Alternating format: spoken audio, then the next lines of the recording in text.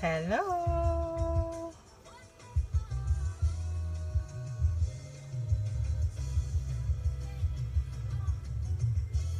Hi, I'm going to give it like a minute or two to see if anyone's going to come on live. This is slightly later than I would normally come on live, so let's see what happens. You can listen to a little bit of music for like 30 seconds. And I see what's what. Just check this one out.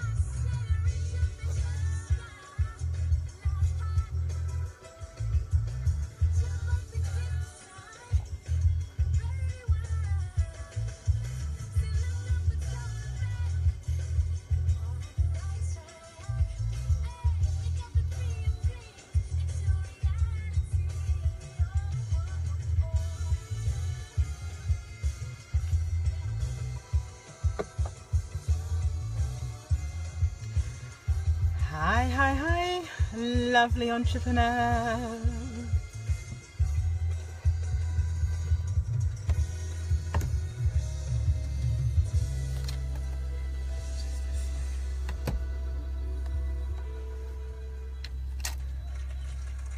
Oh, look at that, applause. Amazing. Right, I'm going to turn that off. Hi there, hello lovely entrepreneurs. This is Melanie Foltz-Mears, Managing Director of Eden Mears HR Consulting to keep you out of trouble and delivering your passion. So it's Thursday, which means it's blog day and vlog day, and in the spirit of it being holiday time and me being all over the place, I thought that I would do a live instead of doing my normal recording and then putting on YouTube. So I thought I'd do a live, and I will put the live on YouTube so you'll have it, and I will put the link for the blog to what I'm going to talk to you about in the top comment below, so it's there. But if you're there and you can see me and you're listening, say hi. It'd be nice to know who's out there and where you are from.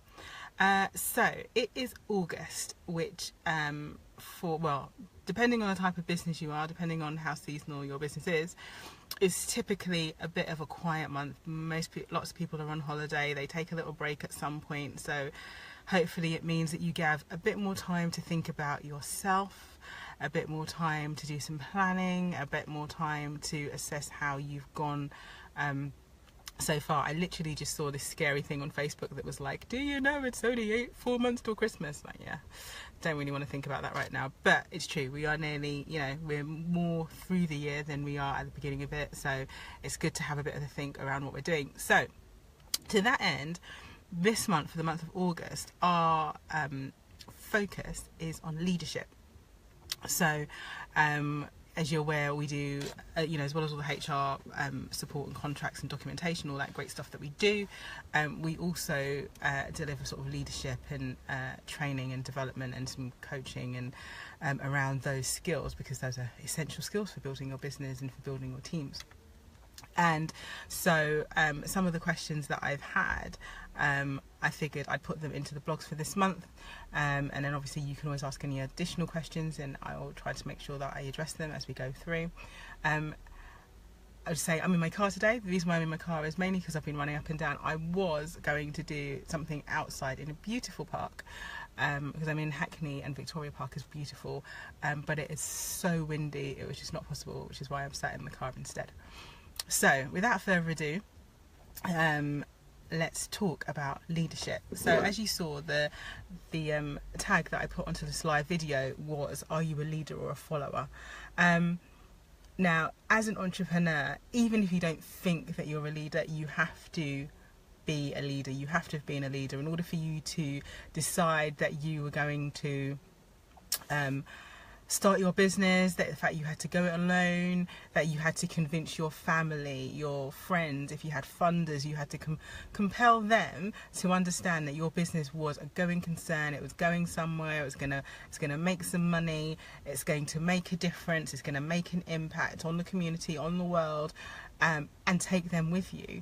And to be a leader, that's what you need to do. You need to share your compelling message. You need to share your passion and your love in a way that brings people along with you. Often the saying that I hear a lot is, leaders take you with them and managers push or pull you with them. And that's the difference. A leader is someone who tells people where they need them to go. They start with the end in mind. That amazing Stephen Covey saying, start with the end in mind. You speak to someone and you talk to them about the outcome. It doesn't matter how you get there, it's all about the outcome, not necessarily the methodology. But if this is what I want, so I don't know, for example, I use a really basic example, I want the bed made. It doesn't necessarily matter whether the pillows are under or over the duvet. It doesn't necessarily matter whether or not things are fluffed or ironed or smoothed or whatever. The fact is, I want the bed made.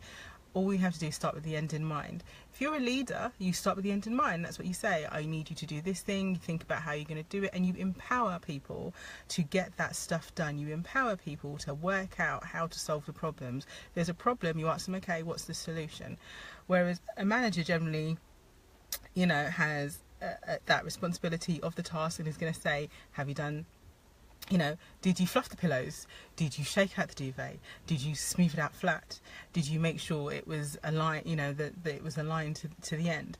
And that's the difference. The difference is, are you empowering people? Are you telling them what needs to be done so that they can do it to the best of their ability? And maybe you might learn something. Maybe you might find a different, new, more efficient way of doing things. Or are you saying, this is the way I've done it, this is the way that I've always done it, this is the way that you will do it, you will not detract from these parameters, you are going to go head on in and you're going to do it this way. And I think, as entrepreneurs, it's very easy to get stuck in that I started the business and this is the methodology that worked and this is what won me my first client and this is what won me my 10th client.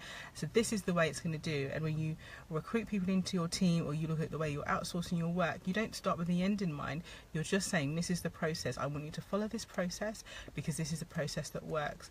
And yes, there is some value in that, but there is also some value in learning from others. One of the biggest lessons that I learned in starting the business was where I knew all my HR stuff. The stuff that I needed to learn was around marketing, around dealing with the website, around selling to clients. And actually there were other people who had better skills than me, who could teach me, for whom I could learn from. Even though yes, I'd made sales, even though yes, the website was done, I was able to go and take advice and speak to people in my team and actually recognize, you're better at doing this than me, so why am I doing it? You do it.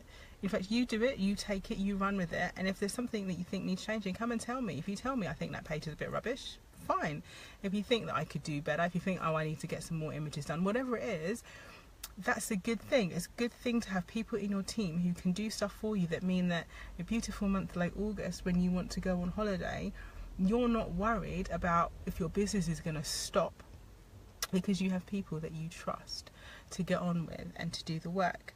So I know in a way it sounds really easy. It's like, yeah, you just tell them what you want to do and you just trust that they're going to do it and you bring them along, bring them along with you. But I know it's not as easy as that. I know that sometimes, the people who love you most can sometimes be the hardest people to convince to, that your business is going to work or that they should invest in it. It is tough.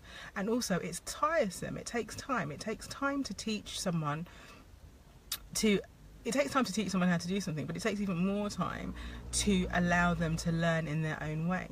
It's far easier to say, this is how you bake a cake, and tell someone exactly how to do it, than to let them experiment with it in themselves. I mean, I've got 2 small children and they love to help me in the kitchen, but I know it means dinner's going to be about 15-20 minutes longer to arrive on our table than if I just did it myself. So I have to be prepared for the fact that that's how it's going to be, but it's a fun thing to do, and that's how they learn. And I think you have to look at it in the same way. So yes, it might take a higher investment of time from you in the beginning, but in the end, you have people who won't keep asking you questions, who won't constantly be coming to you with their queries, and it frees you up to do the high ticket, high value things that bring income into your business. So working on your content, dealing with your clients, having those sales conversations, doing your networking, finding great people, all of those things that add value, you can do those if you've got a good team behind you who you trust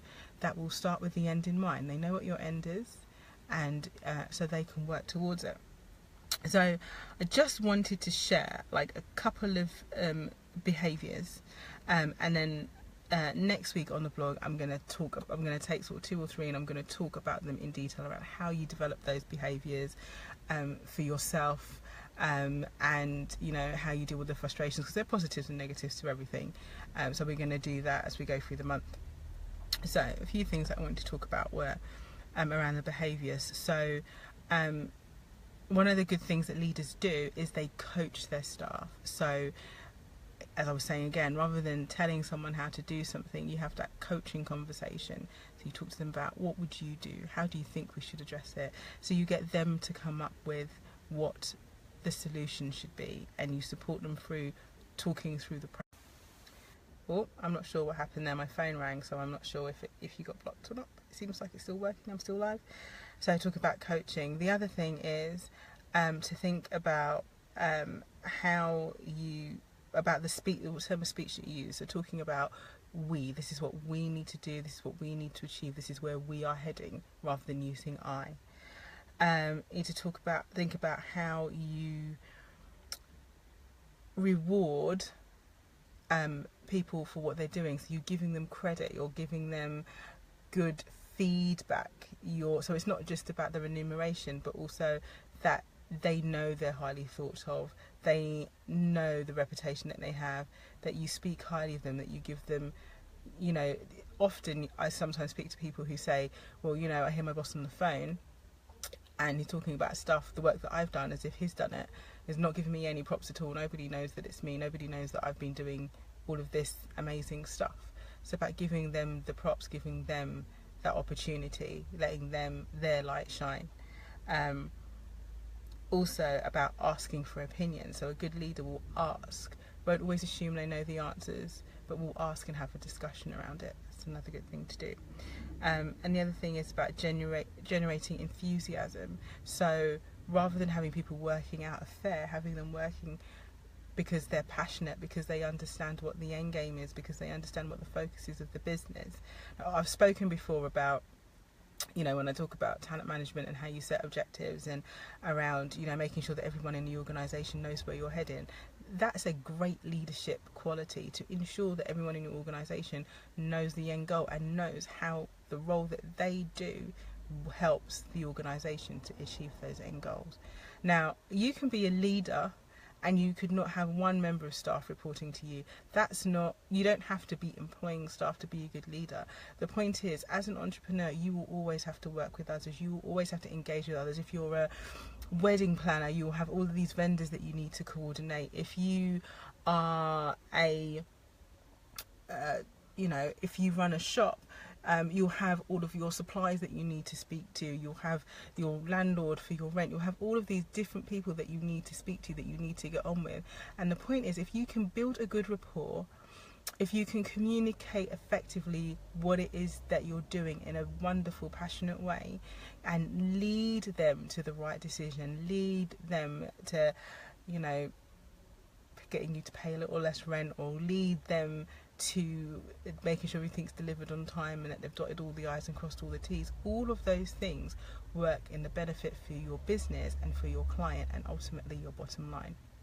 So, as I said, I'm going to put the link for the blog to this, which talks about things in a bit more detail and more structure than I've spoken to you today. As I said, next week I'll start looking at the behaviours.